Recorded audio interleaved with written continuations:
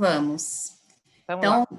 boa tarde a todos, bem-vindos. Em nome de Tozini Freire, eu queria agradecer a presença de todos, agradecer as painelistas e dizer que essa ideia, esse fórum foi criado com a ideia primordial de pavimentar uma liderança feminina nesse setor de energia e óleo e gás, então de congregar essa liderança, de reunir, pavimentar, porque é um setor eminentemente, é um nicho predominantemente masculino, mas com muitas lideranças femininas, e a ideia é pavimentar essa liderança e reunir essas vozes femininas, e dizer que isso está completamente em acordo com a visão do escritório, com os nossos valores, que é promover iniciativas que promovam inclusão e diversidade. Então, dito isso, eu vou passar a palavra para a Lígia, desejo a todos um ótimo evento e uma ótima discussão. Obrigada. Obrigada, Flávia. Obrigada por agradecer, antes de tudo, ao apoio do Tozini, né? Realmente é um escritório que tem várias iniciativas de diversidade, de inclusão e Mulheres de Energia está sendo muito bem recebido. Eu queria também agradecer a todas vocês que estão aqui comigo, dividindo nossa mesa virtual, também as que estão nos assistindo, e a todas que aceitaram o meu convite para a gente criar esse grupo. Né? Eu acho que, como o Guimarães Rosa diz no livro do Grande Sertão Veredas, né? É junto dos bons que a gente fica melhor. E é por isso que a gente se une, enfim, a vocês, a tanta gente boa do setor, e a nossa ideia é fazer esses webinars de forma periódica para discutir temas, não só temas relevantes do setor elétrico, mas temas de liderança feminina, né? E preencher esse espaço, né, que arduamente foi conquistado e é muito merecido, e fazer isso com alguma periodicidade para compartilhar conhecimento de qualidade, de pessoas, né, extremamente relevantes no setor, né, pessoas que têm uma grande participação, inclusive, em tudo em que a gente faz, em tudo que é implementado no setor, seja através de consultas públicas, seja através de participação em associações. Então, essa presença dessas mulheres de energia é muito bem-vinda. Obrigada a todos. Fabíola, sem mais delongas, vou passar para você dar início aí ao nosso webinar. Obrigada, Lígia, obrigada, Tozini, e a todos os que estão nos prestigiando hoje. Queria primeiro avisar que a nossa ideia aqui é um bate-papo. A gente não vai ter apresentação, não vai ser painel naquele formato tradicional. Então, a ideia é que a gente brincou que era um talk show, né? A gente está aqui entre pessoas que se conhecem há muito tempo, e eu acho que bacana é justamente a gente tirar proveito disso. Antes da gente começar as perguntas, eu queria pedir rapidamente para cada uma se apresentar, falar um pouco da sua trajetória. Eu sei que rapidamente é difícil, porque todos vocês têm uma bagagem muito grande, né, no setor, mas se puderem, porque muitos não conhecem todas vocês. Pode ser? Podemos começar? Quem começa? Eu posso começar. Pode começar. Tá.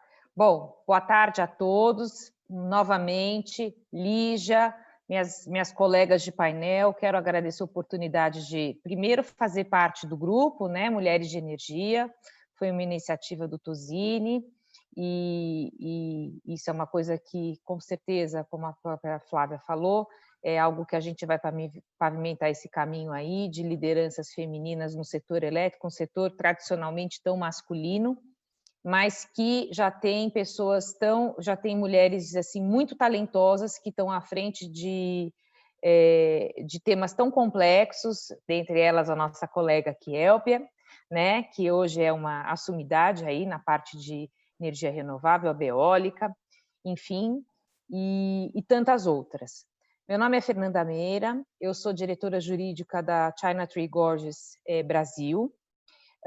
Eu sou advogada de formação, já tenho mais de 20 anos de formada. Comecei a minha carreira profissional trabalhando em escritório de advocacia, trabalhei por quase 10 anos no Ulho Acanto, Resende Guerra, onde foi o meu primeiro contato com o setor elétrico. Na verdade, quando eu entrei no Ulho Acanto, o Ulho Acanto estava no meio do desenvolvimento do projeto Recebe, porque fazia parte do consórcio da Coopers, dando todo o assessoramento legal para o projeto. Então, foi a primeira vez que eu me deparei com o setor, uma coisa completamente assim fora, a gente nunca, né, Lígia e outras colegas aqui advogadas podem dizer, a gente não aprende sobre isso na faculdade, pelo menos no passado não aprendia, não sabia nem o que era setor elétrico. Então foi a primeira vez que eu me deparei e foi muito interessante porque estava sendo construído um novo marco, estava sendo construído um marco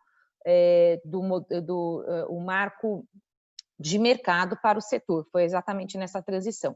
Então, eu tive a oportunidade de, na época do Lyoacanto, trabalhar em algumas frentes de contratos, né, de questões legais, então, os contratos iniciais, as cooperativas de eletrificação rural e tantos outros assuntos. Trabalhei com a Isabel Lustosa, que também é um outro grande nome no setor elétrico, e com quem eu aprendi muito a respeito disso. Depois de 10 anos, acabei fazendo outras coisas no escritório, daí em projetos de M&A, várias privatizações e tudo, e acabei saindo do escritório, foi quando entrei na Duke Energy, e por lá fiquei até ela ser vendida para a CTG, e depois eu fui incorporada à CTG. Então, eu diria aí que eu já tenho aí uns 12 anos de bagagem no setor. É um setor que eu não sei, mas para quem entra é muito difícil de sair, né? Porque você fala assim, nada vai ser tão desafiador e tão bacana quanto esse setor. Então eu tenho uma paixão muito grande em trabalhar no setor elétrico e também tenho uma paixão muito grande em trabalhar na CTG, que é uma empresa nova, que entrou no Brasil faz 5 anos e já tem uma trajetória maravilhosa aqui. E é sempre um grande prazer aprender novas coisas e também estar ao lado de um grupo de pessoas que nos ensinam a cada dia.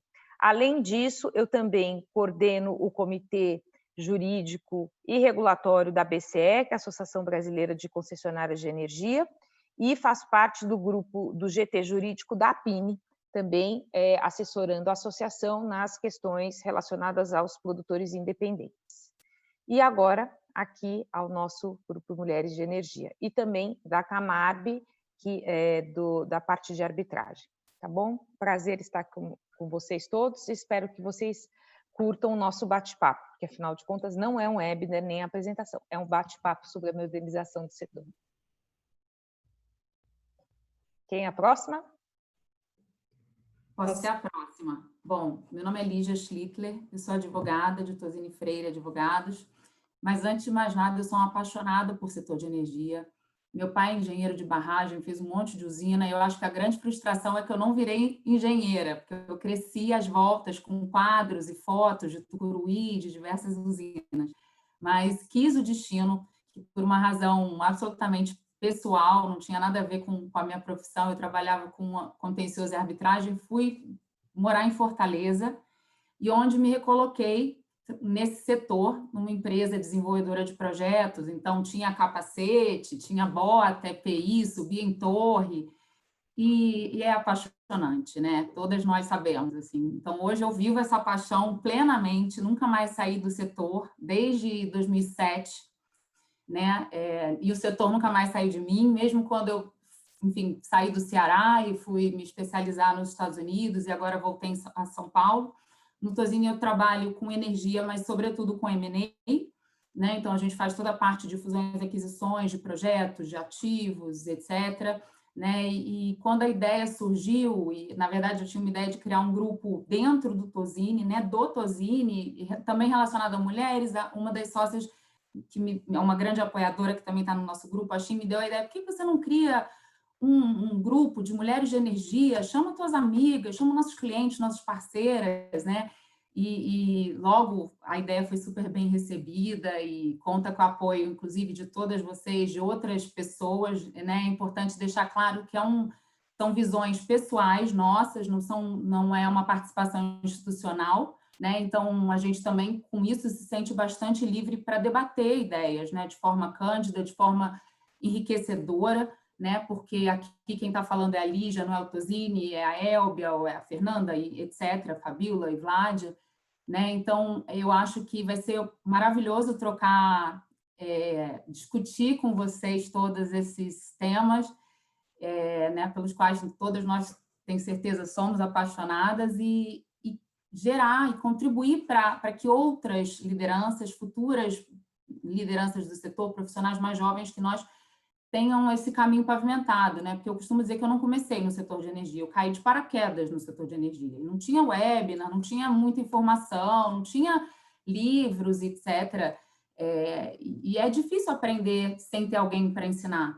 Então, também o propósito aqui é que a gente tenha esse papel, né, e esse impacto na sociedade, que a gente ensine, que a gente compartilhe conhecimento, que a gente compartilhe visões, que a gente também aprenda umas com as outras, né? Então, portanto, a diversidade de opiniões, de ideias e setorial mesmo. A gente tem aqui no grupo não só setor elétrico propriamente dito, mas setor de petróleo e gás, né? O que é uma grande, na verdade, eu acho que uma oportunidade que somente a pandemia poderia ter proporcionado, gente de todas as cidades, de empresas variadas, que vão poder estar com a gente, convidadas, etc., trocando conhecimento, que vai ser muito bom e enriquecedor. Estou muito feliz e agradeço aí vocês mais uma vez. Quem vai ser a próxima, Elbia?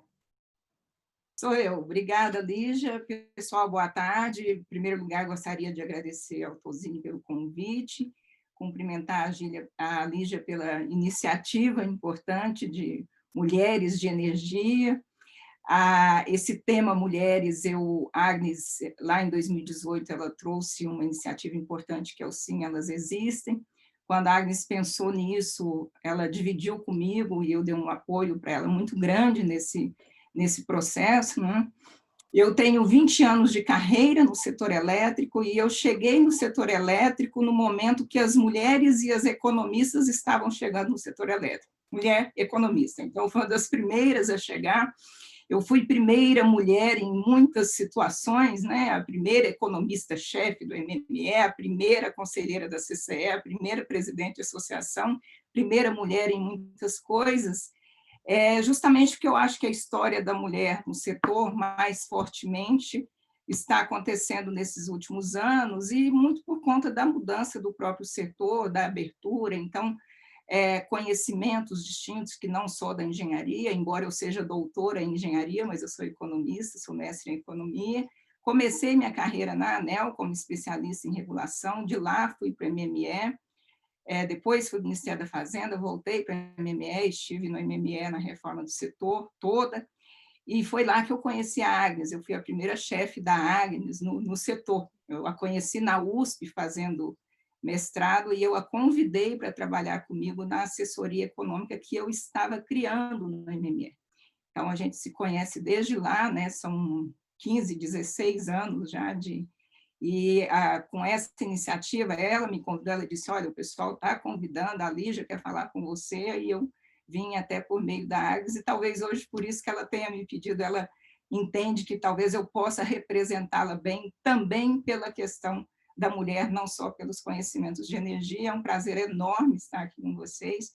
Esse ano eu comemorei bastante os meus 20 anos de carreira no setor elétrico, a Fabiola já conheço há mais anos, Vádia e eu, né, Vádia, Proinfa, lá no passado, e eu sou verdadeiramente apaixonada pelo setor de energia. Nos últimos 9 anos estou na Beólica, então, dirigindo uma associação importante de energias renováveis, e tenho uma felicidade enorme de estar nesse setor. Eu não consigo me imaginar fazendo outra coisa na vida, a não ser trabalhar no setor de energia e principalmente trabalhar com renováveis. É maravilhoso, e eu fico muito feliz de estar aqui esta tarde com vocês. Obrigada.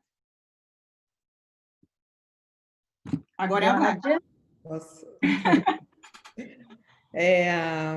Bom, eu sou a Vládia Regis, trabalho no setor também há mais de 20 anos já, e sempre na Eletrobras, com uma breve passagem pela EPE. Eu falo que a Eletrobras sozinha é uma associação, porque quando a gente considera o tamanho da empresa em dimensão de capacidade instalada de geração, de quilômetros de linha de transmissão, é um mundo.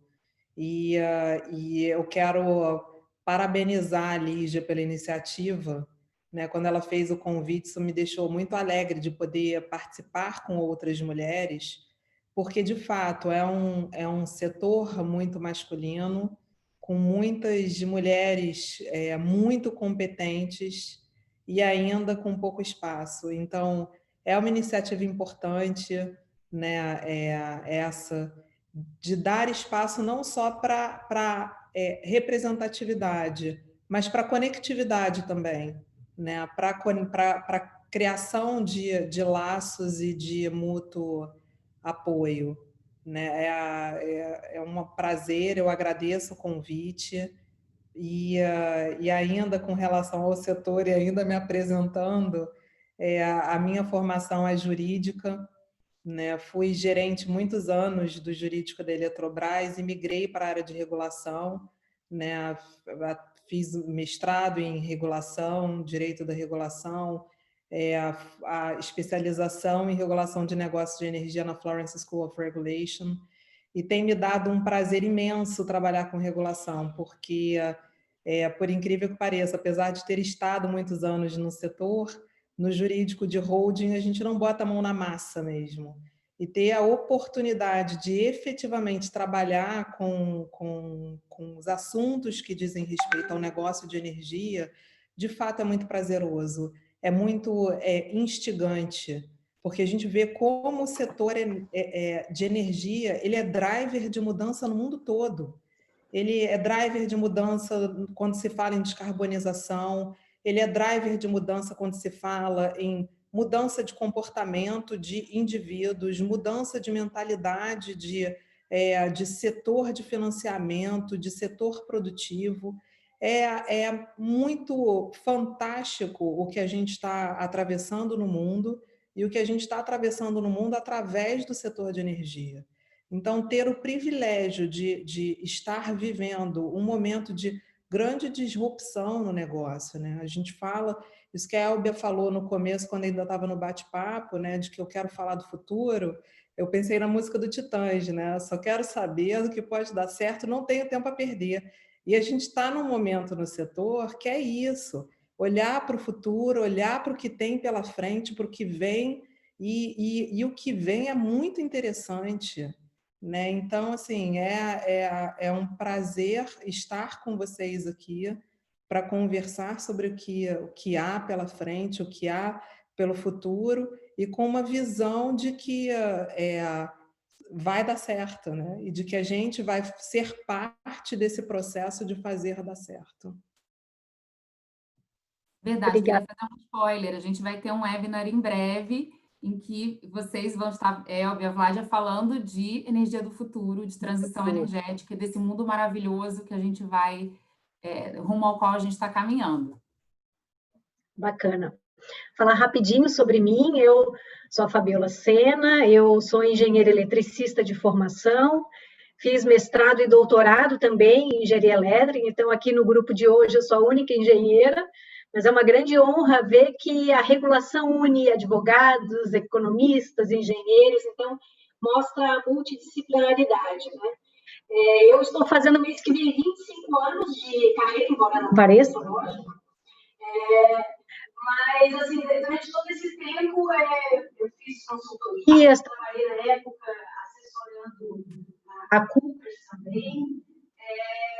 Depois eu fiquei quase 15 anos no grupo Engie, trabalhei em diversas posições na companhia, e há 5 anos eu estou na Statkraft, que é uma geradora e comercializadora de energia empresa, e, além disso, eu divido algumas outras atividades bem interessantes. Eu estou na PINE, no conselho da PINE, também estou na diretoria de regulação da associação, na Brasel também estou no conselho e participo dos grupos técnicos da Eólica, onde a gente tem muita discussão interessante, na Desolar e na Brasel também. Então, feito essas apresentações, eu vou passar para a primeira pergunta aqui, que eu acho que foi um pouco discorrido aqui no bate-papo também. A gente estava falando de GSF, né, dos desafios de curto prazo, que o setor elétrico sempre tem essa agência emergencial, né? A gente está sempre resolvendo uma agência emergencial, né? E a agência emergencial da vez Desculpa te interromper, só tenta falar um pouquinho mais perto do teu computador, que o áudio está com um pouquinho, acho que, de falha. Bom, Acho melhor você colocar um fone. Talvez um fone. vamos ver. O fone, eu tive problema ainda há pouco. Agora está melhor. Vocês me ouvem? Sim. Melhor. Ótimo.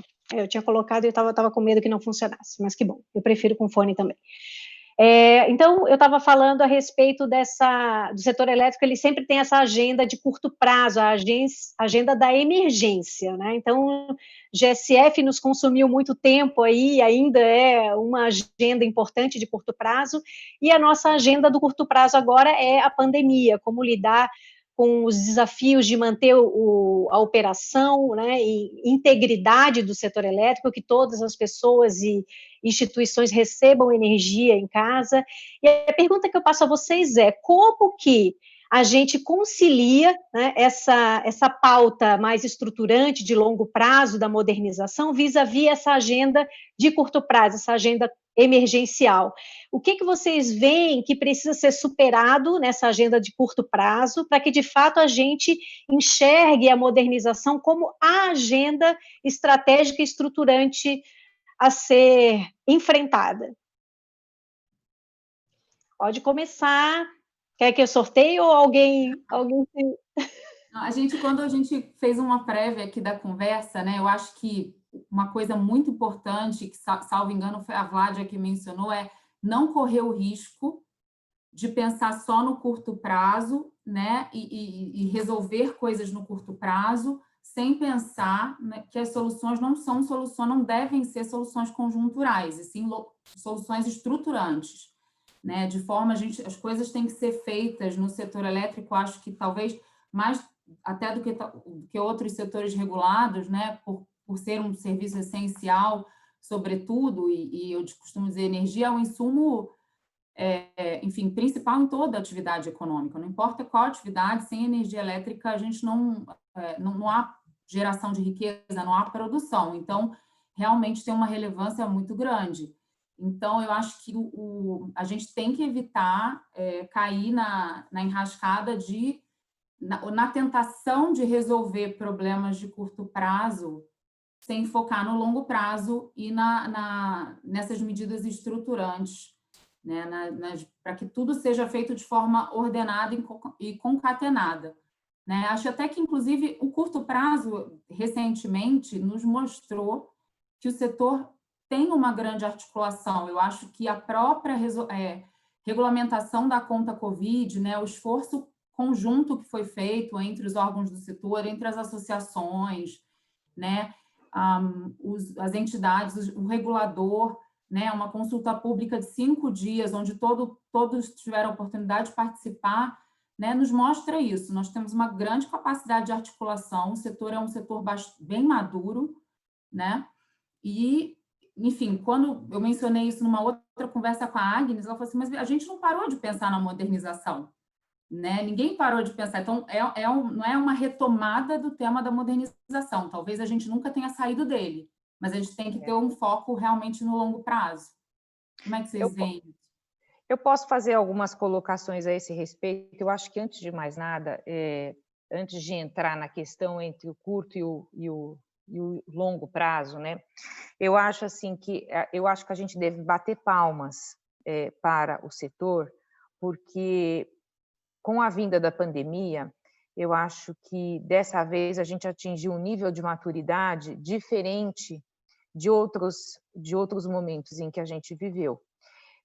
Vocês vão se lembrar, porque não faz muito tempo, começou a chover. Nós aqui, como geradores, começou a chover, notificações de força maior, caso fortuito e tal. E a gente percebeu que, se a gente fosse embarcar numa toada de a coisa perder o controle, a gente ia viver um passado que não foi um passado bom, mas que foi um passado que não tinha... Era necessário ser feito o que foi feito, né? Porque não havia esse diálogo, essa articulação que foi construindo ao longo desse tempo, e eu acho que, de uma maneira muito madura e muito responsável, o setor, durante esse período da pandemia, soube endereçar as questões de maneira muito rápida e muito eficaz para não perder o controle da situação. Então, quanto a isso, eu acho que a gente agiu de forma correta, assertiva e responsável para lidar com esse problema específico a respeito da pandemia e como tratar e circunscrita ao setor. Então, quanto a isso, assim, eu particularmente, eu acho que assim a gente amadureceu muito. Então, quanto a esse aspecto. Mas eu concordo também com você, Lígia, que o cenário de longo prazo ele não foi esquecido mesmo. Ele foi estacionado, tanto é que está se voltando a falar, as reuniões já continuaram, as articulações, semana passada já teve reunião com o senador e tudo, então a ideia é voltar a tratar desses temas que foram colocados de lado mesmo nesse momento, para poder focar num problema, para a gente não perder o controle da situação, e vamos querer acreditar que isso vai voltar para a pauta mesmo e que todo mundo está enfronhado, porque o PL 232, no fundo, é uma construção setorial já de 2, 3 anos, né? Começou lá com a CP 33, então a gente não pode perder a toada disso daí, né? A gente não pode deixar que isso morra. E eu acho que não vai morrer mesmo, tá? Mas eu acho que foi muito importante também a gente ter parado e ter atacado a questão da pandemia de uma maneira muito rápida, eficaz e madura. Então, esse é meu ponto que eu queria deixar aqui para vocês. Eu costumo dizer que nós somos muito, muito bons em crise. Tivemos tantas, né? E, naturalmente, eu me lembro das nossas crises aí, a primeira grande crise, que é a crise de suprimento, 2001, 2002. Depois nós tivemos uma grande reforma do setor, que não era uma crise, mas era uma reforma estrutural muito grande. Reforma esta que deu uma grande base para o setor elétrico, que nem está sendo reformulada, ela está sendo modernizada. Então, não é que você vai mudar tudo, você vai fazer os ajustes de acordo com a mudança do mercado, de acordo com a mudança da tecnologia e do setor. Para deixar claro que o nosso setor elétrico, ele é um setor que, apesar das dificuldades, a gente tem um bom sinal de investimento. Nós temos um bom aparato legal e regulatório, nós temos um setor muito bem estruturado e um papel importante dos players, das associações, das instituições envolvidas. Então, nós somos bons no setor elétrico, tá? Não somos os melhores e vamos ficar acomodados, mas nós somos bons e principalmente porque a gente tem uma capacidade de articulação incrível. Assim que veio a crise, ali, bem nos primeiros dias, e as notificações chovendo, e as pessoas ficam nervosas, não? E aí já as associações me ligando, os geradores me ligando, as distribuidoras, olha, vamos conversar, a notificação é por tal razão, é precaução, eu me lembro até de ter ligado para a Fabíola, e a gente já conversa, falei com a VAD, e assim, a gente já está conversando, fomos todos lá na agência reguladora e dizer, olha, estamos aqui para tratar a crise, como vamos tratar? Então, essa capacidade de articulação que o setor tem, eu acho que isso foi amadurecido muito na época do racionamento e depois das reformas e as várias crises que tivemos, isso é rico, é muito rico. Tanto que os nossos eventos, os jantares de final do ano das associações, estamos todos juntos ali, comemorando, conversando. Esse é um ativo que a gente tem, que é valiosíssimo, e a gente deve preservá-lo, e a gente preserva. A gente tem essa união, e até me lembro, né, no último jantar da APINE, eu brinquei com todo mundo e chamei a mulherada para tirar foto, né? Porque aí a gente faz de mulher e tal. Vamos chamar a mulherada. Quanta mulher, né, naquele jantar, e tanta gente. E ali os homens do jantar junto com a gente, se divertindo, porque apesar da gente perceber que o papel da mulher ainda é reduzido, que tem muita coisa para ser avançada, eu também percebo no setor elétrico a maneira que nós somos recebidos. Nós somos recebidos assim com carinho, com cuidado, não tem muito essa história de gênero e tal. E isso é interessante, tanto que a gente até começou, para perceber e entender essas discussões e entrar nela, a gente demorou um pouquinho, porque a gente é bem recebido. Não é que a gente não tenha questões para resolver, mas eu vejo isso. Então, essa união é um ponto muito forte. Agora, a gente tem uma certa mania de, às vezes, como a gente tem muitas crises, e o Brasil já é um país de curto prazo, por definição, isso do ponto de vista econômico, falando da política, às vezes a gente tende a se perder com curto prazo, mas eu notei que assim que veio a crise, essa história do, entre aspas, socorro às distribuidoras, que na realidade era um socorro ao próprio setor, mas você só canalizou o problema ali na ponta para resolver de maneira mais ágil. Eu me lembro bem que a secretária Marisete me disse o seguinte: olha, eu vou ficar aqui cuidando da crise e a Agnes vai tocar modernização. Não pararam nem um dia de falar de modernização. O que eles pararam foi de realizar eventos, um workshop para tratar de lastro e energia, por exemplo, que estava fora de contexto, mas a EPE não parou um dia de trabalhar na modernização, e veja que a EPE não se envolveu nos temas de curto prazo e nem deveria, mas continuou lá fazendo o trabalho, a Agnes tocando as duas agendas praticamente. Então, assim, quando a gente fala de retomar a modernização, na realidade é talvez trazer uma velocidade maior para algo que não parou. Né? Continuam fazendo, as discussões estão lá, são fundamentais, a gente tem que ter essa perspectiva de médio e longo prazo, essa perspectiva de retomada e essa visão de futuro e saber realmente, né, eu quero saber do que pode dar certo e, principalmente, eu quero fazer o que pode dar certo, porque nós estamos aqui para fazer. E eu acho que se a gente puder destacar o grande legado dessa crise para o setor, eu acho que é exatamente um legado de articulação, né? Que você vê, eu tinha pensado nisso, todos mencionaram, né, a mesma coisa.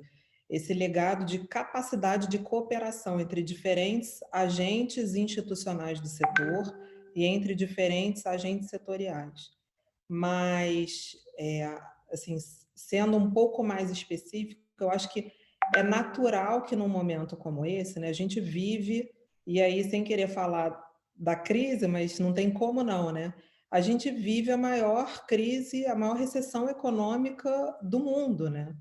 A gente cresceu estudando em História a crise de 29, o Banco Mundial diz que o que a gente está vivendo hoje é mais grave do que o que foi a Grande Depressão de 29. A gente começa o ano com uma projeção de PIB que era considerada pífia, né? A gente lembra que ficava todo mundo falando que era pífio, PIB de 1,17. PIBinho, né? PIBinho. E aí a gente passa por um PIB negativo de menos 6,25, é assustador. Então, é natural que, diante dos recursos limitados do Estado, e aí não recursos econômicos, mas recursos de gestão, recursos de mão de obra, de massa pensante, poder de decisão para tomar decisões, você canalize as ações naquele momento para as decisões de curto prazo para enfrentamento da crise. É normal, né? Que foi o que a gente viu no Congresso, falando que a pauta do Congresso é associada à Covid, a ANEEL muito voltada para isso. Mas o que eu acho interessante foi, assim, primeiro, a rapidez de recuperação, de já virar a página. Você vê a ANEEL 2 semanas atrás, já fez a revisão da agenda regulatória, já colocou como prioritários 2 temas associados ao GT Modernização, né? A solução para o MRE, separada em 4 temas, serviços ancilares, que está dentro do grupo de trabalho de novas tecnologias, e que é um tema absolutamente prioritário quando a gente fala em aumento de penetração de fontes renováveis variáveis. Então, assim, eu destacaria, além da capacidade de cooperação e de articulação, a velocidade de recuperação para o prumo, né? Você sai muito rapidamente de uma ação de crise para entrar num prumo de olhar para o futuro. E isso eu acho muito interessante. Uma outra coisa é o que a gente aproveita do que foi feito na crise em associação com o GT Modernização.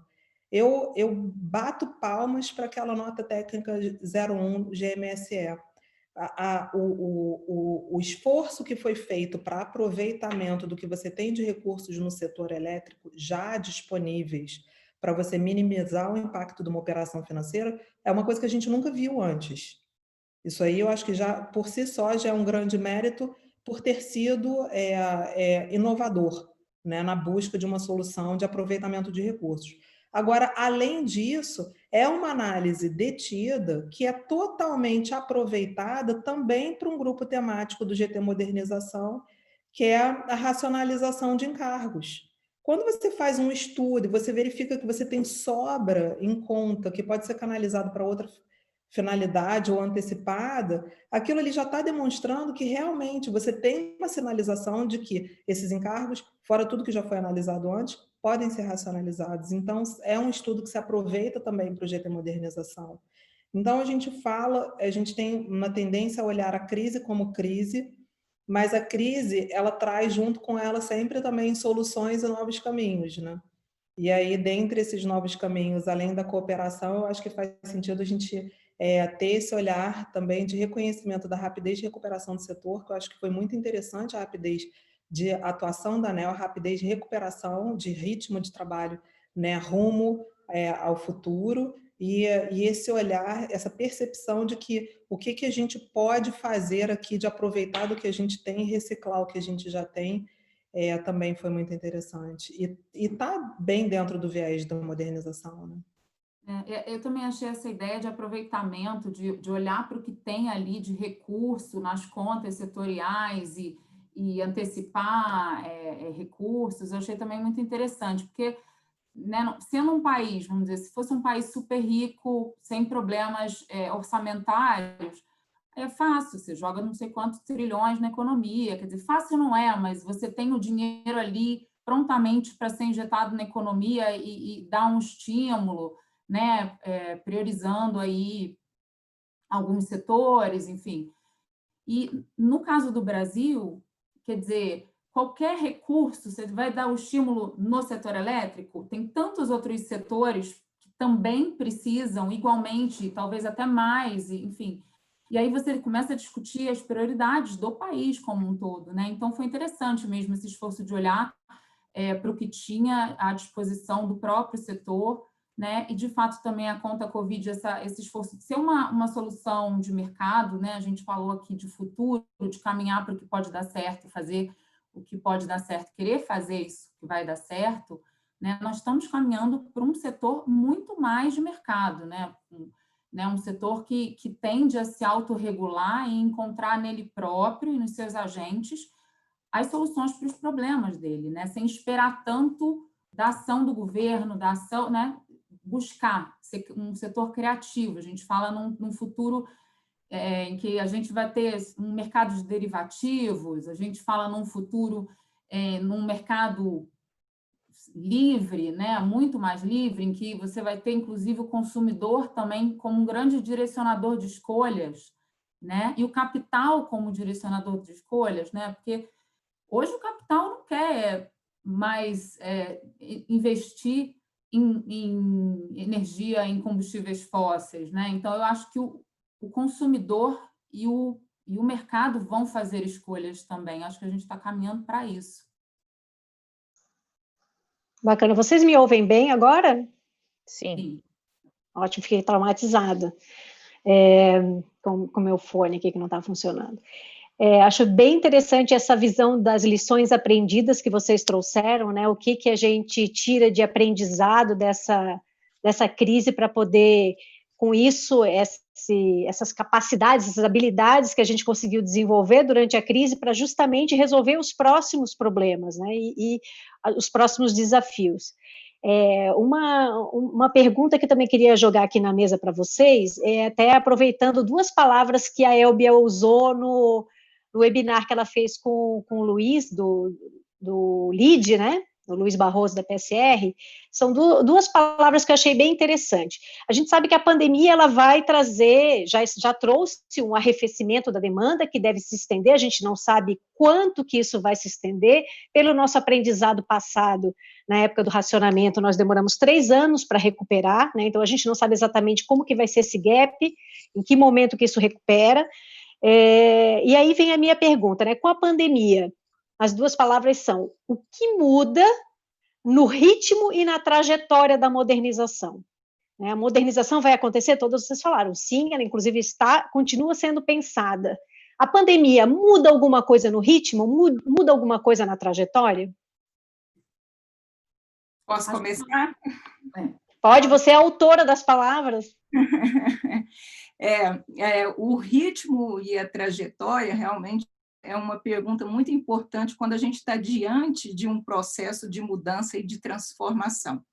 Então, a gente estava falando lá naquela discussão com o Barroso de transição, transformação energética, mas nós estamos passando num importante momento de mudança e transformação do setor elétrico, que está acontecendo de qualquer forma, havendo regulação ou não. A questão é que, às vezes, a regulação tem que correr atrás do mercado, e nem sempre isso é aconselhável. Às vezes até é, porque o mercado diz mais ou menos para onde a regulação tem que ir.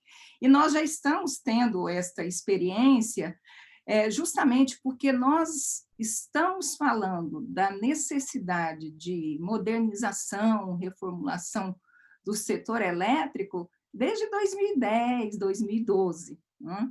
Mas efetivamente nós começamos a discutir isso com a CP33 e de lá para cá, tudo que conhecemos. Eu imagino que, do ponto de vista assim, técnico, o ritmo da modernização ele pode até ser acelerado pela crise, porque essa crise ela trouxe à tona uma série de questões que viriam de qualquer forma, mas agora elas vieram mais fortes, e a Lígia até citou essa própria discussão de mudança climática, economia de baixo carbono, não tem saída. Esse assunto veio muito, muito mais forte, e o Brasil, que de certa forma olhava com tranquilidade para esse tema, vai ter que se mexer e já está se mexendo. Então, no que se refere ao ritmo, eu acho que ele vai ser acelerado e acho que, de certa forma, a trajetória também vai ser mudada. Quando o MME nos chamar para discussão e os vários workshops que eles vão organizar, é muito importante que a gente leve essas questões. Apesar do MME já estar acompanhando, é muito importante que o setor produtivo, nós investidores, que a gente olhe para o setor e leve uma proposta pós-Covid na linha de fazer, talvez, até uma mudança de trajetória. Em termos de implementação, eu confesso que tenho uma preocupação. Depender hoje do Congresso é complicado. Ponto. Mas se vier também, né, se houver uma pressão, como você mesmo falou, né, que assim, acho que a sociedade ela vai pressionar para essa mudança, que obviamente vai passar pelo setor elétrico, né, e não só a sociedade, mas assim todos os stakeholders. Então você vai ter fundos que só vão investir em energia renovável, a sociedade que vai ficar mais atenta, que entende agora a questão que entende um pouco mais a questão da mudança climática e dos seus efeitos negativos no meio ambiente e na economia como um todo, na economia, na sociedade como um todo. Então, assim, vai haver, assim, sabe quando nós vamos ser pressionados com isso? E, só para colocar um ponto, eu concordo com você que depender do Congresso é uma grande incógnita, mas também quando existe pressão popular também faz com que, né, aquelas pessoas, apesar de ser uma outra dinâmica que é um pouco alheia àquilo que a gente está acostumado, também cai, eu acho que acaba se envolvendo e entre aspas, se sensibilizando aí para fazer essa mudança. Eu acho assim que no fundo a gente tem a faca e o queijo na mão, né? A oportunidade está aqui. É só a gente saber aproveitar essa oportunidade, né? E com essa o fato da gente ter se articulado tão bem, acho que a gente não pode perder essa oportunidade de articulação e fazer a coisa entrar no prumo e essa trajetória seguir no ritmo e na trajetória que a gente quer, porque já está tudo dado, né? Já está tudo aí. O PL 232 já está ali, agora é só fazer a coisa cascatear, né? É engraçado, engraçado não, é interessante isso que a Elber falou, porque aí eu lembrei de uma questão jurídica, isso que você falou, depender do Congresso é um problema. uma questão que sempre me bate sobre regulação, tem uma teoria jurídica que fala de perda de valor da legislação. E aí a ideia é, o princípio da legalidade surgiu séculos atrás, né? A valorização da lei é tão antigo que tinha a ver com a questão de você não dar poder absoluto para a monarca. O mundo mudou, a velocidade de mudanças hoje é imensa, é incrível. Naquele Museu do Amanhã, no Rio, não sei quem teve a oportunidade de ir, já no final da exposição eles mostram o seguinte, eles falam a evolução do mundo, e aí tem um vídeo super impactante que ele fala, o mundo mudou nos últimos 50 anos, não mudou nos milhares de anos anteriores. Então, a mudança está sendo cada vez mais veloz, o processo de produção legislativa é muito lento e não é especializado no mundo de altíssima especialização de segmentos. Então, na verdade, o que me parece é que a gente está insistindo em procurar o caminho errado, em colocar em lei assunto, detalhamento que tinha que estar em regulação. Quer dizer, o Brasil fez uma opção constitucional de regular por agência os setores especializados. A constitucionalidade das agências foi reconhecida lá na década de 90 ainda. Por que a gente não se aproveita disso? Né? Por que a gente não coloca só um framework básico em legislação e deixa a agência reguladora, que é especialista no setor, tratado que é especializado para um setor altamente técnico e cada vez mais tecnológico, né? Então, assim, de fato, não é uma questão só de que lidar com o Congresso é difícil. É um fato de que o próprio processo legislativo, como foi concebido, não se presta para tratar assuntos tão técnicos e de mudanças tão rápidas. Né? A gente tem que mudar isso. Isso aí é fato. E aí, Vládia, eu acho que é uma construção dessa autorregulação, né? Porque, por exemplo, é um ponto, agora, por exemplo, falando assim, sentada na cadeira de uma empresa, como você também já sentou na cadeira do jurídico de uma grande empresa. Uhum. Quando você tem um risco jurídico, você fala assim, pô, mas isso não está em lei, isso está em regulação, amanhã isso pode vir a ser questionado, como é que você convence seu acionista a fazer ou deixar de fazer determinada coisa, se você não tem aquele grau de segurança mínimo? A gente também vem de um passado, e que eu acho que é importante também, porque a sociedade está evoluindo, estamos evoluindo nesse sentido, de ter um mercado mais autorregulado, da gente mesmo se autorregular. Eu acho que o exemplo até que eu citei de como a gente tratou a crise foi um exemplo, foi de uma forma muito eficaz da gente tratar dos nossos problemas dentro de casa mesmo, né? E não deixar que, por exemplo, pessoas não especializadas definam o nosso destino. Então, eu acho que é uma construção que a gente está indo, entendeu? Tem tempo ainda, porque a gente veio de um passado, a gente veio de um histórico que, se não está na lei, você não tem segurança jurídica. Amanhã muda a regulação, você fez um investimento, aí esse investimento foi colocado em... Sabe, as empresas estão aqui, por exemplo, eu falo pelo caso da CTG, são 30 anos que a gente vai ficar aqui. Quer dizer, é um capital muito alto investido. Então, você tem que dar aquela segurança. Infelizmente, a gente ainda está embrionário nisso, mas eu quero acreditar que a gente está indo no caminho correto da gente ter mais autoconfiança, de ter mais confiança nos setores que nos regulam e tudo, para que a gente possa ter essa jornada como você descreveu, entendeu? Eu acho que a segurança jurídica, nesse ponto, ela é fundamental. E quando a gente fizer, como a Elber falou, não é criar a roda, a gente, na verdade, está fazendo ajustes finos e modernizando, né, o setor e os marcos regulatórios, né? A gente também tem que sinalizar isso para o investidor e para quem já está aqui, tudo, preservar, né, legados, né, dar essa sinalização, porque é muito importante. Quer dizer, você está modernizando o quê? Acaba com tudo do jeito que está e começa tudo de novo de uma outra forma. Quer dizer, quando eu calculei o meu retorno, né, o investidor, quando ele olha para cá, e no mercado de M&A tem muito isso, quer dizer, ele quer ter essa constância, ele quer ter essa visão de que o que ele está calculando, da forma como ele está calculando hoje, para a tomada de decisão dele hoje, né, isso vai ter uma estabilidade, isso vai permanecer, né? Então, assim, até nesse processo de modernização é um ponto muito importante da gente manter sempre em vista, porque, de fato, tem mudanças a fazer. Eu concordo também com a Vlad, e acho, inclusive, interessante a forma como o GT dividiu, né, e falou em 3 ondas diferentes. Eu acho que também foi um olhar bastante pragmático, né, de ver o que a gente pode mudar de forma infralegal e tratar na regulação, e o que a gente realmente precisa ali, gastar um pouco mais de sola de sapato no Congresso para fazer passar, né? Eu achei uma abordagem bem realista, bem interessante, né?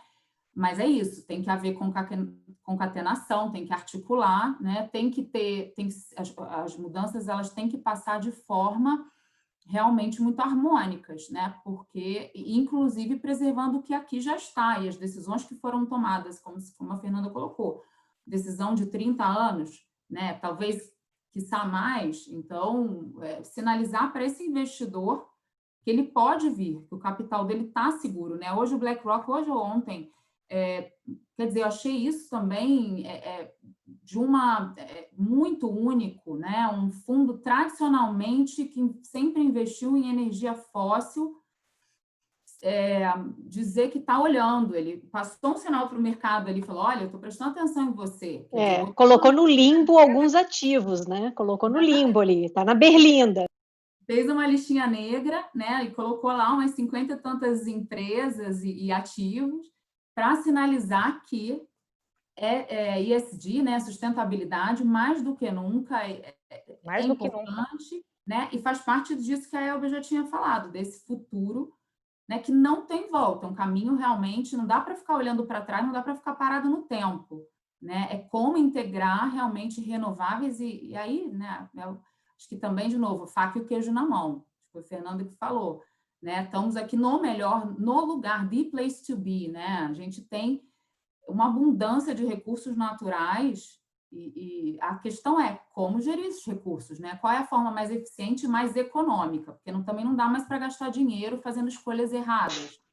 Acho que a gente tem que eleger, né? Estamos com a tarifa, né, de energia hoje num patamar alto, uma CDE que precisa ser revista, né? E estudada ali, os subsídios, uma racionalização, não é que não possa ter subsídio, né? Pode ter escolhas de governo e políticas, mas tem que ser um uso racional, né? Agora, sobre a sem dúvida. Mudança, fala, Vládia. Ainda sobre a questão de mudança de ritmo, assim, só com algum grau mais de especificidade, o que eu vejo é que essa crise que a gente passou acabou expondo feridas também.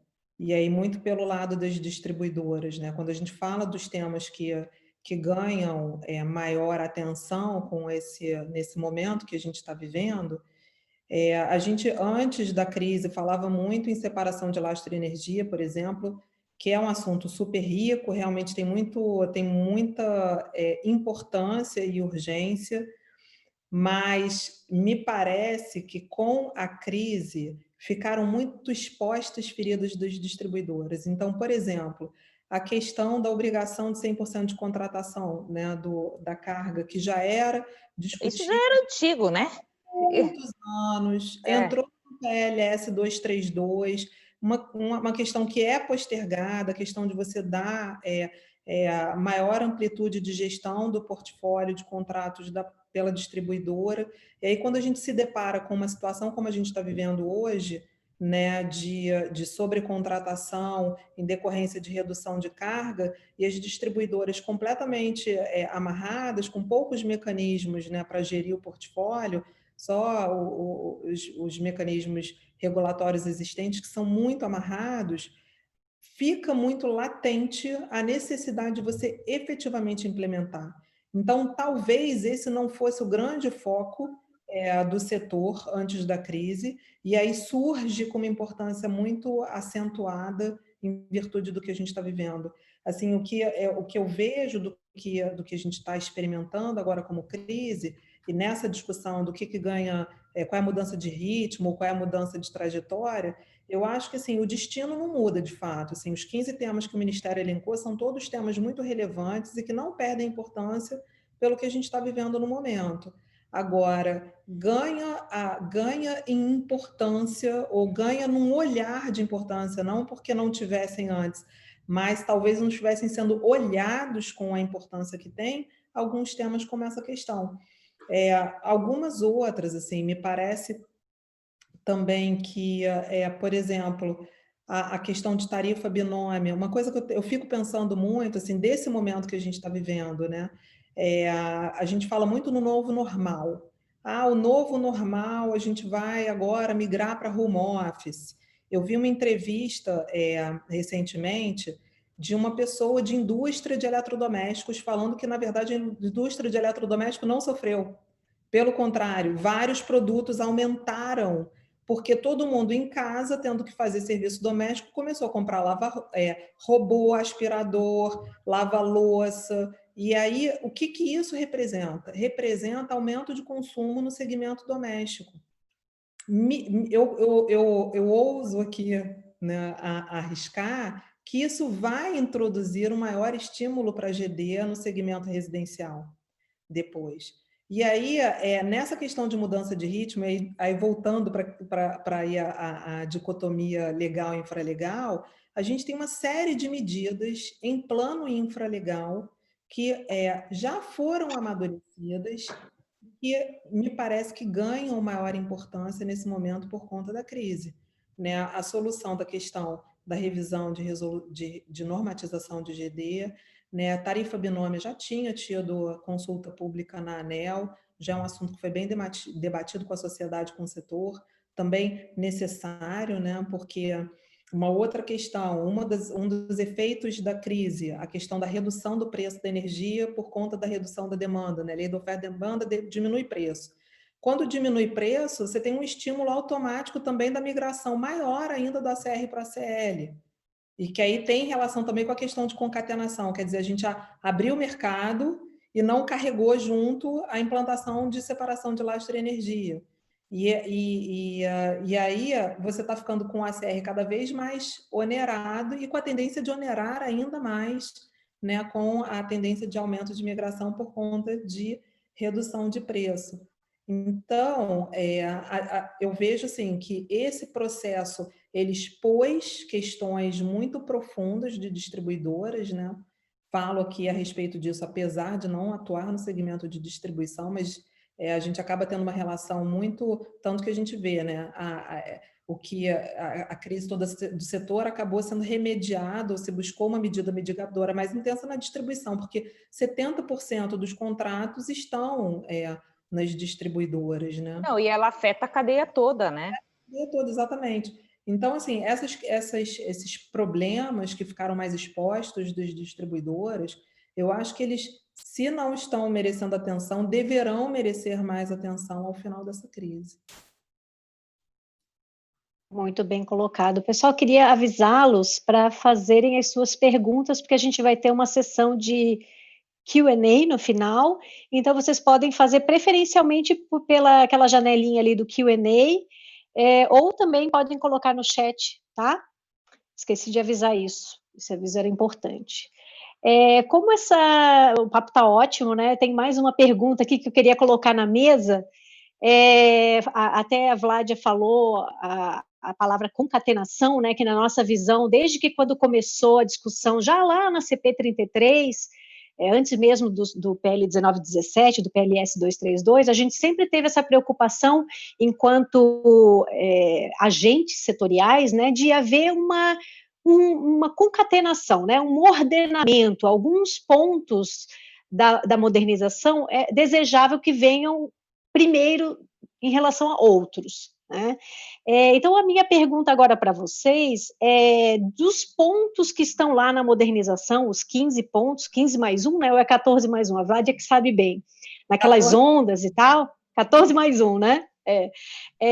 O que vocês veem em relação à concatenação, né? Se vocês tivessem que colocar a ordem, qual que é o essencial que precisa vir primeiro, e principalmente como que vocês veem a respeito da articulação entre os agentes e os órgãos setoriais para que essa concatenação aconteça, porque a concatenação, às vezes, um órgão, né, ou um agente, um determinado tipo de agente deseja que venha primeiro um tema e que não necessariamente do ponto de vista mais, digamos, para sucesso do sistema como um todo, aquele tema deveria vir primeiro. Então, como que vocês veem isso, esse desafio?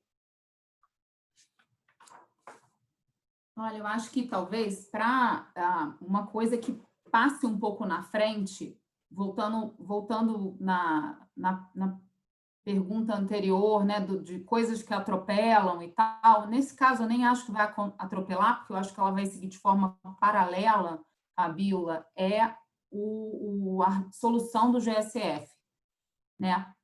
Porque realmente, agora eu não sei de cor, eu sou péssima para guardar nome de projeto de lei, acho que 3945.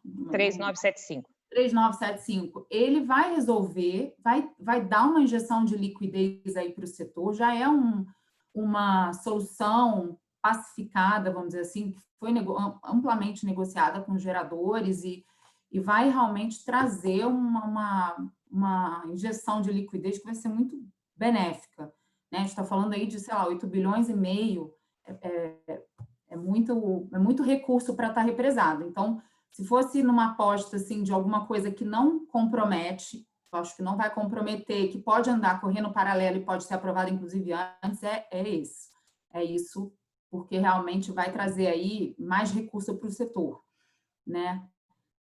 Agora, dos temas de modernização, acho que separação de lastro e energia sozinho já equaciona outras idiosincrasias do setor, várias distorções. Eu acho um tema muito importante.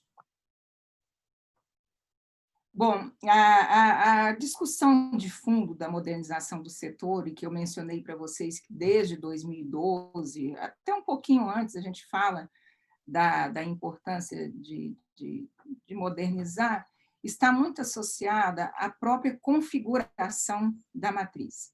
A matriz mudou fortemente e dos fatores que contribuíram para isso foi a entrada das fontes renováveis, no caso a eólica, né? Então, essa modernização ela tem como base de discussão o que nós chamamos de alocação adequada de custos e de riscos do setor elétrico. Agora, dizer alocação adequada de custos e riscos do setor elétrico não é coisa de 2010. Quando nós partimos em 2004, nós já partimos não bem alocados. Tá? Foi o que a gente pôde fazer, foi uma grande reforma do setor e, naturalmente, a gente não conseguiria fazer tudo. Uma questão que faltou ali claramente e que hoje a gente sente muita falta, já tem 10 anos que a gente sente falta, é o mecanismo da demanda, é uma demanda mais ativa, é o que a gente chama de gerenciamento do lado da demanda e o papel do consumidor. Naquela ocasião, não foi possível fazer, né? Muitos levaram essa pauta, eu mesma defendi muito essa pauta. Só que com essa nova matriz, e agora essa matriz está funcionando efetivamente, você não pode mais nem ouvir falar de que nós temos um sistema hidrotérmico, porque o sistema hidrotérmico deixou de ser hidrotérmico desde 2011, 2012. Nós temos um sistema renovável térmico. E esse renovável é um mix de fontes que tem uma forte interação entre si. Agora, são as chamadas fontes renováveis não controláveis, e daí a importância de você fazer o PLD horário, que, inclusive, já está em aplicação, não dependeu de mudança em lei, está em aplicação, em janeiro deve entrar a segunda fase.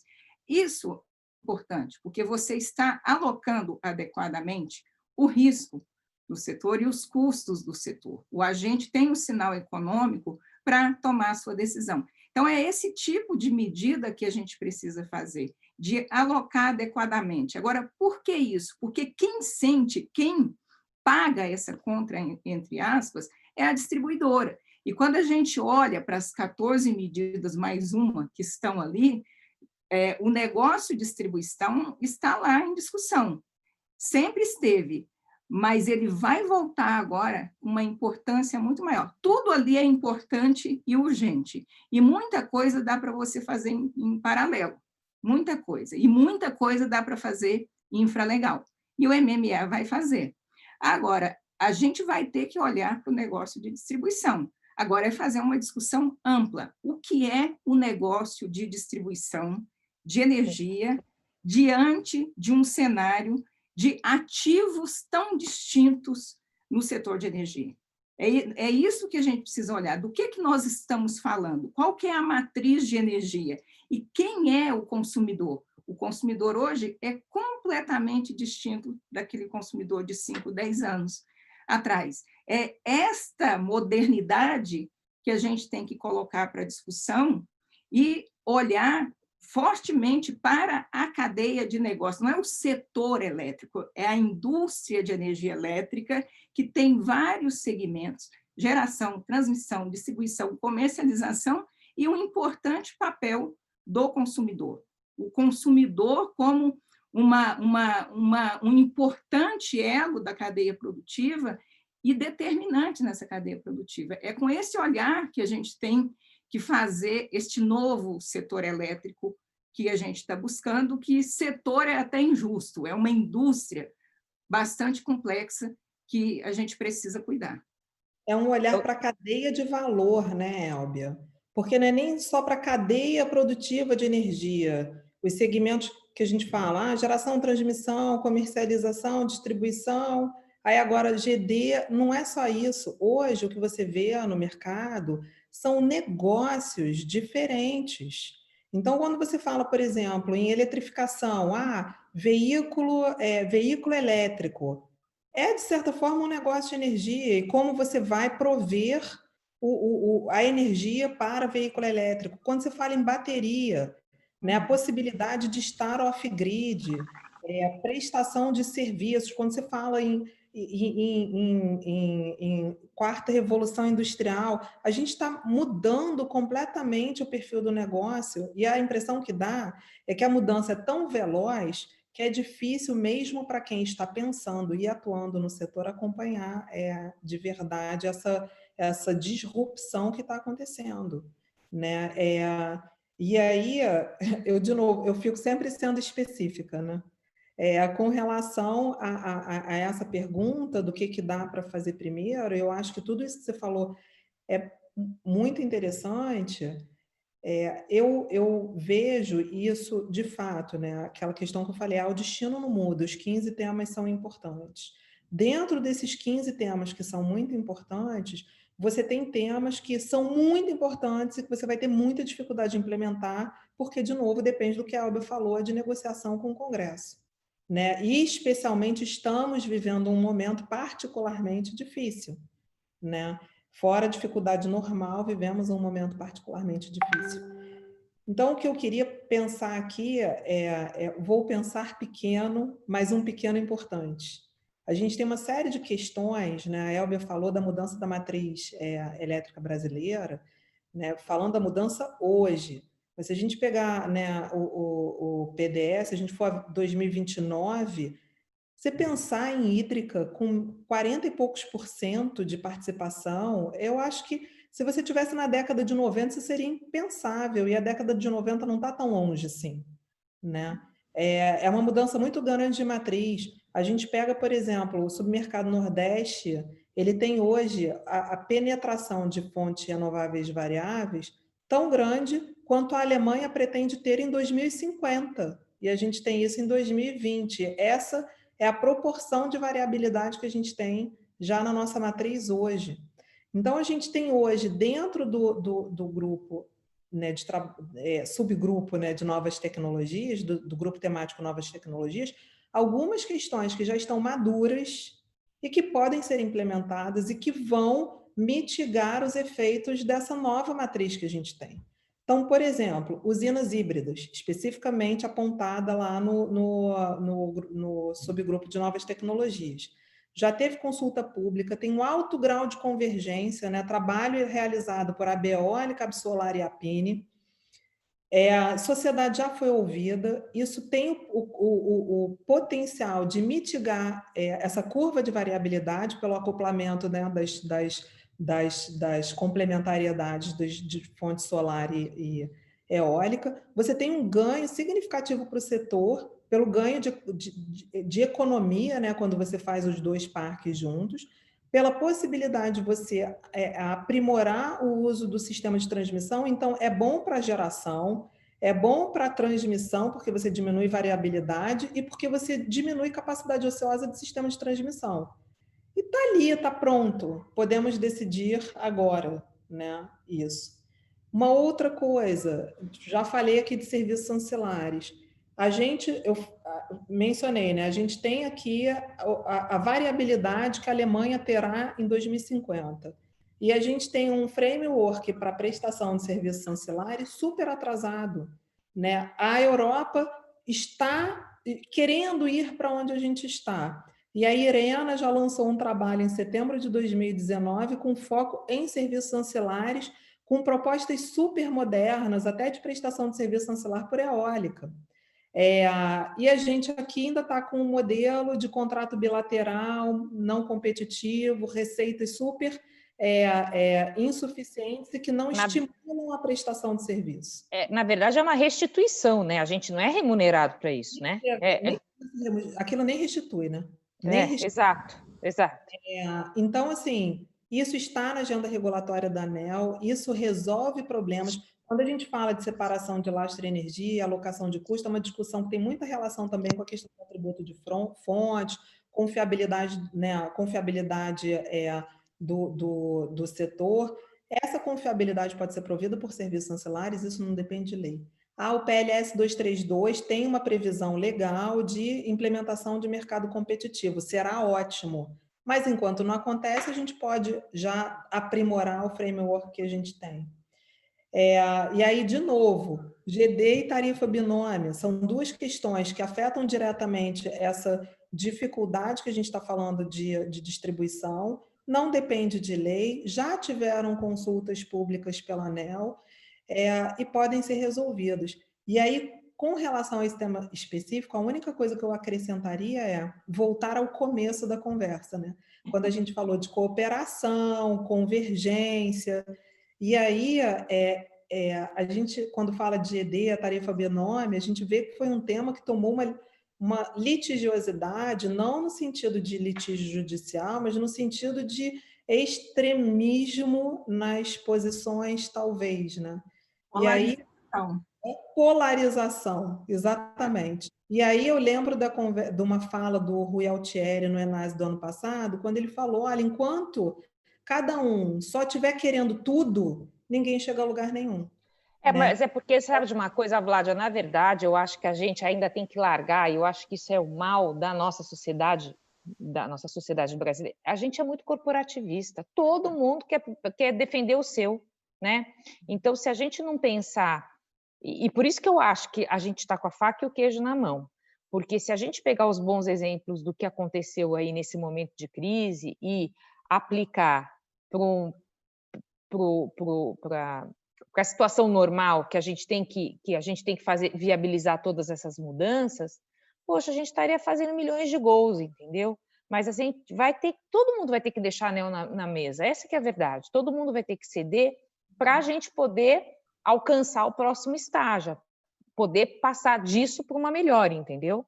Então, eu acho que esse que é o grande desafio, que a gente adora falar, depender do Congresso é um problema, mas eu acho que também cabe a nós, né, agentes de mercado, todos nós aqui, falar assim, qual que é uma solução conjunta que faça sentido, né? Eu acho até que nesse ponto, Fê, uma coisa que foi uma lição aprendida foi o próprio GSF, né, que a gente conseguiu, todas as associações, todos os agentes conseguiram chegar a uma convergência. Então, assim, saber a gente sabe fazer, tem que querer, né? Tem que querer, exatamente. E você nunca vai saber e você nunca vai só ganhar, né? Porque, na verdade, a gente está saindo, se Deus quiser, esse PL 3975 vai ser aprovado, foi o melhor que a gente pôde fazer para colocar fim a uma discussão que não tinha nem que ter começado, essa que é a verdade, entendeu? Mas começou, teve que fazer, teve que acontecer. Não tinha que ter começado, acho que vale a pena falar, se a gente tivesse remuneração pelo constraint off do MRE, a gente não estaria com esse litígio de 5 anos, né? Exatamente. Mas até isso, é um ponto que tem que ser resolvido também de forma prospectiva, quer dizer, o para trás, ok, resolvemos, tem aí o PL. E o para frente, né? Eu acho que... Bem, mas isso vai estar dentro do arcabouço isso está dentro do arcabouço da modernização, que também é tratar o MRE, porque, afinal de contas, o MRE de hoje é completamente diferente quando aquele MRE... Aliás, nem cabe mais, né? No final das contas, porque não cabe mais. Assim, a gente tem até que mudar o nome. Porque o que foi criado lá não tem nada a ver com o que tem hoje. Está totalmente desacoplado, como vocês gostam de falar, as engenheiras. Mas eu acho que olha só, todo gente... mundo trabalhando para o seu, mas no fim no longo prazo, o segredo, eu acho que a beleza disso tudo vai ser quando os agentes enxergarem esse longo prazo, né? Quer dizer, quando a gente conseguir ter uma correta alocação de custos e riscos, enfim, implementar isso com segurança jurídica, com sinalização adequada ao mercado, todo mundo, e aí é todo mundo mesmo, só tem a ganhar, inclusive GD, porque, assim, realmente é criar aqui um ambiente propício a negócio e a investimento, né? Porque recurso natural a gente tem. Então, quando você fala de transição energética, quando você fala de novas tecnologias, de hidrogênio, etc., quer dizer, é tanta coisa que dá para fazer aqui, é tanta faca e tanto queijo na mão, né, que não é possível que nós criemos os problemas para nós mesmos, né? Mas a gente adora uma jabuticaba, né? A gente adora uma jabuticaba, então sempre tem, assim, tem coisa nossa. Jeitinho, coisa nossa. Gente, tem várias, estamos já 18h23 e tem várias perguntas bem interessantes lá no Q&A. Agradecer aí, perguntas bem interessantes mesmo. Eu acho que uma que vale a pena a gente explorar um pouquinho, se alguém puder falar, talvez a Vládia, que eu sei que mergulha muito fundo nisso, é a respeito da criação de 2 produtos de lastro, produção e capacidade, se realmente é necessário. Não sei se a Vládia chegou a pensar nesse aspecto aqui, os 2 produtos de lastro, né? Porque a ideia é separação. Lastro, lá atrás a gente falava separação de lastro e energia. Aí quando veio aquelas discussões na EPE, na consulta pública, o lastro, havia 2 lastros, né? Até eles falavam de 2, produção e capacidade, mas tinha outros, de confiabilidade, outros lastros. Eu tenho a opinião, né, que até teve uma reunião que eu mencionei o seguinte: antes do bebê aprender a correr, ele tem que aprender a andar, e antes de aprender a andar, ele tem que aprender a engatinhar. Então, eu acho que talvez o mais prudente seria primeiro separar lastro e energia, né? E depois você vê a necessidade desse lastro, você desdobrar em outros tipos. Mas, assim, é a minha opinião, não sei se vocês têm alguma visão a respeito disso. Eu vou dar a resposta de advogada para tema de engenheiro, tá? Na CP33, de fato, falava-se só em separação de lastro como um único produto de lastro e energia. Mas, teoricamente, você pode ter diversos produtos de lastro e no desenvolvimento da discussão, no âmbito já do GT Modernização, naquela consulta pública, salvo engano, 83, né, que tratou de separação de lastro e energia, foram apresentados diversos estudos, um da PSR, outro da consultoria do Tiago Barros, algumas alternativas. E optou-se pela utilização de 2 produtos, que é o que está previsto no PLS 232, com características diferentes. Um representando, e aí eu vou usar capacidade por 2 por falta de vocabulário mesmo, né? A capacidade de produção ao longo de um dado período de tempo e outro para a capacidade de produção em momento específico no tempo. E aí, de fato, assim, são valores diferentes, são necessidades diferentes que são atendidas com os 2 produtos distintos. Então, se optou por dar um grau um pouco maior de complexidade para especificar o atendimento a necessidades distintas. me parece interessante ter se caminhado nesse sentido. Agora, é interessante mencionar também que isso eu acho legal, que o mercado, né, de lastro, a separação do lastro e energia, ele anda junto com o mercado de serviços ancilares. Embora, numa certa medida, você, com o mercado de lastro, vá garantir uma confiabilidade maior, e o desejo é esse, que você tenha maior confiabilidade, e que o custo da confiabilidade, isso tem a ver com o que a Elbia falou, a questão toda, né, o driver central da modernização é você fazer uma correta alocação de custos e riscos. E aí a ideia é você alocar o custo da confiabilidade a todos, e não só ao mercado cativo, ao mercado regulado, que é o que está acontecendo hoje. O que acontece? Fica a confiabilidade toda com o custo alocado ao mercado regulado e o resto do mundo sendo free rider dessa confiabilidade. Então, a ideia é que esse novo mercado ele corrija essa distorção. Agora, ele corrige a distorção de custo de confiabilidade, mas ele, paralelamente, permite que o titular do lastro, o titular da energia, também seja titular da possibilidade de prestar serviço ancilar. E aí você vai ter um outro mercado competitivo para prestação de serviço. A única coisa que eu questiono sobre essa ideia de mercado competitivo para serviços ancilares é se, na prática, vão implementar só mercado competitivo, porque na Inglaterra, por exemplo, você tem coexistindo contrato bilateral com mercado competitivo. E aí fica ainda a dúvida de como é que vão implementar. Agora, a gente falando sobre ritmo, só lembrando também, né, que o PLS prevê, salvo engano, 2 anos ainda para implementar depois que a lei entrar em vigor. Ou seja, a gente tem uma estrada longa ainda pela frente. E aí o preocupante, isso eu acho bem preocupante mesmo, é assim, ter se feito portarias de redução de limite de acesso ao mercado livre, ou seja, você gera um estímulo para você migrar para o Mercado Livre, mantendo essa questão não resolvida, ou seja, os custos todos alocados ao mercado consumidor. Embora eu ache que, na verdade, e aí esse webinar da Lid, que eu até falei que eu amei, eu lembro que a Elbia falou que o futuro do mercado de energia é livre, competitivo, sem subsídio ou sem e verde, né? Se você pega os boletins da Abracel, para quem acompanha, né, os boletins mensais da Abracel, o último ele colocou o seguinte: 49% de aumento de acesso no Mercado Livre de energias renováveis, eólica, biomassa e solar. 49%. Isso não é uma variação que decorre da redução de limite de acesso da portaria, porque aquilo foi para energia convencional. Né, a energia verde, ela já tem um limite de acesso bem mais baixo. Então, o que a gente vê dentro dessa discussão de mudança de comportamento de consumo é que existe já uma tendência para você pretender as energias renováveis variáveis.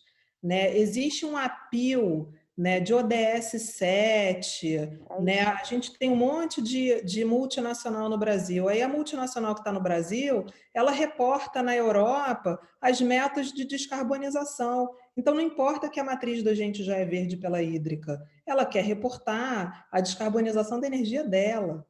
Né? E é o que a gente viu aí, aquelas propagandas lindas de Budweiser, L'Oréal no ano passado, todo mundo fazendo ou autoprodução ou contrato direto com eólica. Então a gente vê, assim, não é então, a sociedade vai empurrar, no final, os stakeholders e a sociedade vai empurrar essa mudança, porque é algo que já está aí, e com toda essa crise, agora ESG, assim, virou a sigla da vez, né? Substituiu, inclusive, o GSF. Né? Já está aí. Então, assim, na verdade, eu até me lembro, eu queria até fazer um comentário, um pouquinho antes de eu sair da Duke, os Estados Unidos também já estava entrando, né, nessa onda de descarbonização, de fazer mais o o green footprint, isso antes da época Trump, tá? Para deixar bem claro tudo. Mas, muito engraçado, a gente recebeu lá da matriz, assim, qual que seria o novo glossário que a empresa teria que passar a usar? A empresa matriz, né? Então, o consumidor, que ele antes era chamado de ratepayer, agora, naquele momento, ele tinha que passar a ser chamado de client. Olha que interessante, entendeu? Imagina só, o cara era a pessoa, o consumidor, ele era resumido, diminuído a um ratepayer, pagador de tarifa e acabou, você não manda nada aqui. Ele passou a ser o centro dessa decisão, né?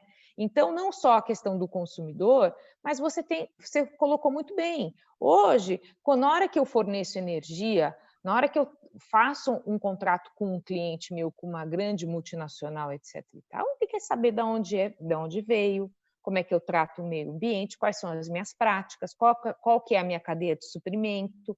Então, assim, tem uma série de coisas que vai impulsionando essa mudança. Por isso que eu acho até que quando a gente fala, puxa, depender do Congresso é um problema, e realmente é mesmo, chega num determinado momento que essa toada não consegue mais segurar, você não consegue mais segurar isso. Né? É a tal da uberização. Veio primeiro o Uber, quem é qual foi o deputado que levantou a mão e falou assim, não, eu vou ser contra isso daqui. Se ele mesmo era usuário disso, estava adorando. Claro, mudanças depois vieram para ajustar e tudo. Então, eu acho que, no fundo, é a tendência do nosso setor para isso, entendeu? Eu tenho confiança nisso, sim. É uma mudança de mentalidade mesmo, e isso que você falou, o ratepayer é aqui, o cativo, está preso a quê? Eu acho que num futuro muito próximo não vão estar presos a nada, a gente vai estar realmente, o consumidor, os hoje consumidores cativos, vão poder eleger e pagar pelos atributos que desejarem, né? E comprar, assim, não muito longe, inclusive, e os PPAs corporativos estão aí, né? A Microsoft anunciou que vai descarbonizar até, sei lá, 2030, se bobear, descarboniza antes disso, né? Então, é realmente um mindset aí orientado para esse foco, né? É interessante aqui apareceu uma pergunta aqui, um comentário bem interessante a respeito de que o PL, como diz o setor elétrico, não é uma ilha, né? Então, temos aí o PL do gás e o PL do licenciamento ambiental. Então, a importância de que esses dois PLs também andem concatenados, enquanto PLs, ao nosso PL 232 e o 1917, né? Então, assim, interessante também essa abordagem aí. E no caso do licenciamento, aqui o que foi falado pelo Leonardo Miranda, o tal falso conflito entre os desafios ambientais, né, do ESG, e a necessidade de otimização do licenciamento para alavancar mais projetos estruturantes ou não. Certamente esse é o grande desafio, né? Esse dilema, né? A sociedade brasileira continua precisando de energia, a gente vai ter que continuar licenciando projetos, né? E o ambiental e socioambiental, porque o S do ESG sustentabilidade social, né? Precisam ser respeitados. Certamente muito bem colocado. Um outro ponto também que foi levantado aqui, que eu achei que resgata um pouco o que se falava lá em 2004, né? Que o pilar da modicidade tarifária. E aí eu queria ouvir de vocês isso aí. Quais as principais medidas da modernização que devem ser implementadas para atingir a modicidade de tarifas e preços? Eu queria acrescentar um ponto aí já na discussão anterior, que é o seguinte, quando você olha para a proposta de modernização do setor elétrico, como eu falei, tem uma questão de fundo, que é a alocação adequada de custos e riscos do setor. Segundo ponto, é você conseguir adequar o modelo legal regulatório às novas tecnologias. A nova matriz e a nova cadeia de valor, né, que nós temos no setor. Tem um terceiro aspecto que às vezes passa despercebido, mas ele precisa ser destacado.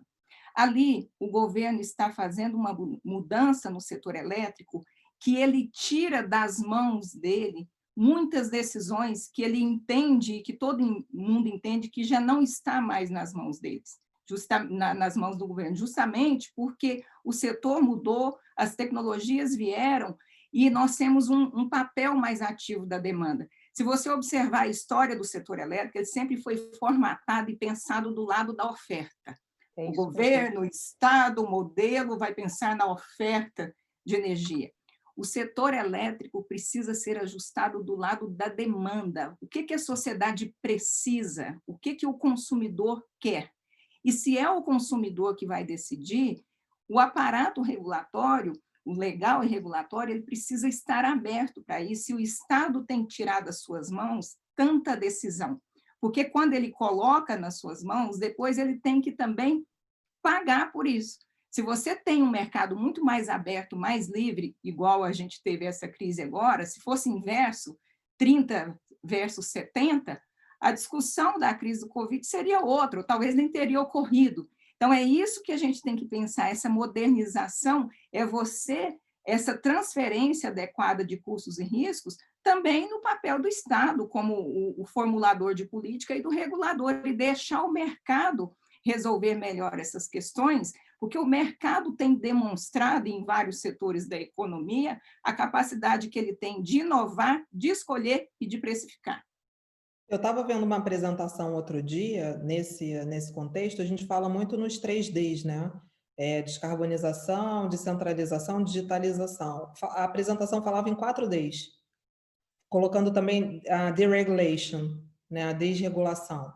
E aí a desregulação sob 2 vieses, né? Porque a gente também tem muita tendência a falar do nosso quintal, né? O nosso quintal é um pouco já mais privado, né? Embora eu não represento, porque aqui não represento, mas, enfim, trabalho numa empresa estatal e gigante, e a gente tenha várias estatais no setor de energia, né? Enel, State Grid, todas estatais.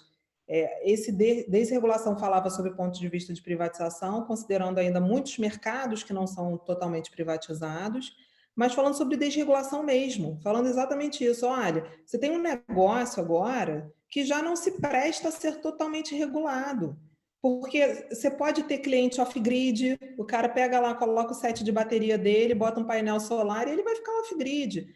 E falando em comunidades off-grid, e em uma série de modelos de negócio hoje no setor de energia que não se prestam mais a ser um serviço regulado.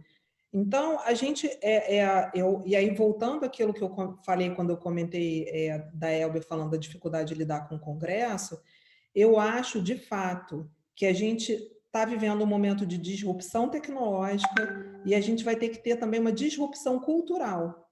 Como é que a gente liga, né? Como é que a gente lida culturalmente com um modelo em que a gente não pode mais ter o Estado ditando tudo através de um processo legislativo, por exemplo, que é incompatível com a agilidade, com a tecnologia que a gente tem. E aí, como é que a gente faz para acoplar isso? E aí, sem perder de vista o que foi colocado aqui de preocupação, de que estabilidade jurídico-regulatória, preservação de investimentos realizados, né? Mas, assim, a gente vive um modelo hoje no setor que eu vejo como num futuro muito breve, completamente incompatível com o modelo que a gente tem. Você pega aí essa situação da GSF, uma coisa que é consenso há anos e não sai do lugar. E você com bilhões travados na CCE, porque você não consegue aprovar um PL. Não tem condição de... Mas aí a pandemia vai ajudar, né? Porque trouxe esse senso de urgência. Aí para esse caso, consenso. A questão, Lígia, é que hoje é o GSF, amanhã será outra coisa, né? Como é a questão da separação de lastro e energia, que a gente vai depender de uma aprovação de PLL, de PL, enquanto isso, a distorção do mercado só aumentando, né, com a abertura. O Barroso fez um comentário nesse webinar da LIT que falou assim, a gente já está tão obsoleto, né? Os marcos regulatórios já estão tão obsoletos e a gente tende a pensar muito até implementar, já ficou obsoleto outra vez. O que era moderno há anos atrás já vai se tornar obsoleto de novo. Então, a gente vai ter que realmente imprimir um ritmo mais, assim, bem mais ágil daqui para frente, sem dúvida. Acho que, né, temos essa percepção. Gente, ainda ficamos com algumas perguntinhas aqui que nós vamos guardar para o próximo webinar. Conforme a Lígia comentou, bem, já estamos 18h41, né, nem imaginávamos que iríamos tão longe, nós queremos fazer com alguma frequência os webinars sobre vários assuntos. Não pode dar spoiler ainda, né, Lígia? Ou pode? A gente pode dizer que a gente vai intercalar liderança e temas setoriais relevantes, né? Tem um tema aqui que foi perguntado a respeito até de como impulsionar a seção feminina no setor, enfim, acho que isso aí fica para uma... Teremos um webinar que vai tocar bem esse ponto aqui, muita coisa interessante, a gente gostou demais desse bate-papo, super agradável, acho que a gente fez de um jeito diferente, realmente sem aquela coisa de apresentação, e acho que funcionou super bem, né? Eu gostei demais. Deixar aí para fechamento agora, vocês aí. Não, bom, eu acho que foi assim maravilhoso assim poder, né, trocar ideia aí com pessoas tão assim iluminadas, né? E saber assim, Vládia está super enfronhada aí em todas essas mudanças aí, o projeto todo de modernização na ponta da língua. Elbia com toda a sua experiência e a mediação da Fabiola e a organização da Lígia. Então, agradeço demais. Espero que vocês tenham gostado e, como a Lígia falou, vai ser o primeiro de muitos. Guardem. Me deram calor, porque eu falei, gente, estou trazendo essa mulherada excelente, e agora? Eu vou ter que fingir que sou tão inteligente que nem elas, como é que eu vou fazer? Estou treinando. O pessoal já está perguntando como fica sabendo do próximo webinar. Vamos divulgar. Já aproveita e fala aí. Dia 13 de agosto, já está marcado na agenda. Vai ser um tema de liderança feminina, com esse momento do Covid. Vai ser muito legal. Vamos divulgar, sim. A pergunta Obrigada. que foi colocada ali, como impulsionar as mulheres no mercado e no setor, nós aqui, até pela experiência, esses mais ou menos 20 anos de setor, né, Fabiola, estou te dando aí uns aninhos de presente, a gente acaba tendo esse papel de inspirar as mulheres, né? Então, talvez porque chegamos primeiro, eu uma vez até escrevi um artigo sobre isso, nós vamos abrindo os caminhos, né? E eu digo que o caminho hoje está muito mais aberto para vocês, né? Novas mulheres e mulheres novas, ou novas mulheres que querem entrar no setor, a estrada está bem mais plana para vocês chegarem. E iniciativas como essa de hoje à tarde, elas são também bem inspiradoras para chamar as mulheres. Então, acho que vamos seguir nesse caminho, né, e de trazer as pessoas, de trazer as discussões, porque esse é um papel importante que nós exercemos também na sociedade, além de sermos, né, mulheres de energia efetivamente. Obrigada pelo convite e pela tarde bem interessante que tivemos. Obrigada, pessoal. Até o próximo, então. Dá meu agradecimento aqui também. Eu já agradeci um monte no começo, né? Esqueci até, era para me apresentar, nem me apresentei, só agradeci, de tão empolgada que eu estava. Mas agradeço de novo. Foi assim, realmente, foi um fim de tarde foi muito agradável. Foi ótimo o modelo, foi uma ótima conversa. A citação do Guimarães Rosa que Lígia fez no começo, eu acho que é isso mesmo, é um prazer, um privilégio conversar com pessoas tão capazes e inspiradoras, a gente sai realmente com vontade, né, de ler mais, saber mais, muito bom. E a pergunta que a Elbia comentou, que eu vi aqui sobre o que fazer para estimular, não queria deixar de falar sobre isso, né? O que você acha que pode ser feito para impulsionar a ascensão de mulheres no setor elétrico? Eu queria dizer que o principal quem pode fazer é a própria pessoa que perguntou, que é acreditar em si própria, né? Acreditar que realmente é um espaço predominantemente masculino, mas é um espaço seu também, né? Assim como é um espaço nosso. Então, acho que é importante falar isso. Acredite, o espaço é seu também.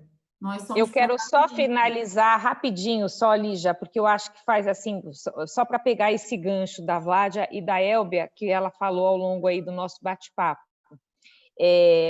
Apesar de ainda ser um setor tradicionalmente masculino, eu gostei muito, Elvia, de você ter relembrado esse nosso momento no jantar da Pini, onde a gente resolveu fazer uma foto de todas as mulheres que estavam lá presentes. O jantar da Pini, mais ou menos, concentra aí em torno de 120, né? 120 pessoas, mais ou menos assim, né?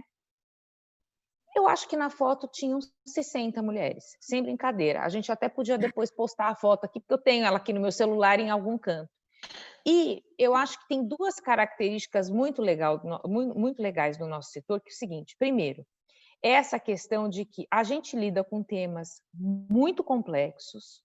Qualquer escorregão, a gente está falando de milhares, de dezenas de milhares, de centenas de milhares e, às vezes, de bilhão. Não é brincadeira as cifras com que a gente lida no nosso dia a dia.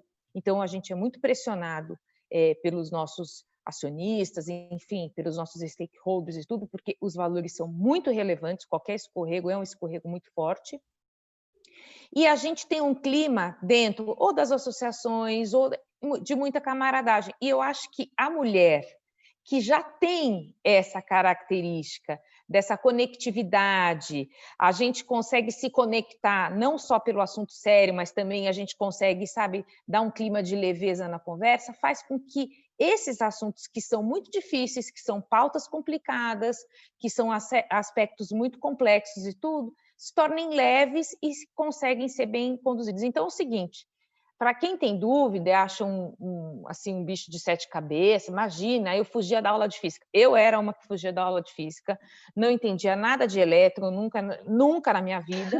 Eu faço o seguinte convite: venham, porque, assim, além de ser muito bacana e de você aprender muitas coisas, de ser muito desafiador, anteontem, o Tony Blair, para quem está assistindo o XP Expert, ele falou um negócio muito bacana. Ele falou assim: para que você tenha um país desenvolvido, ele deu lá ele citou vários pré-requisitos, e um desses, ele assim, um setor energético forte.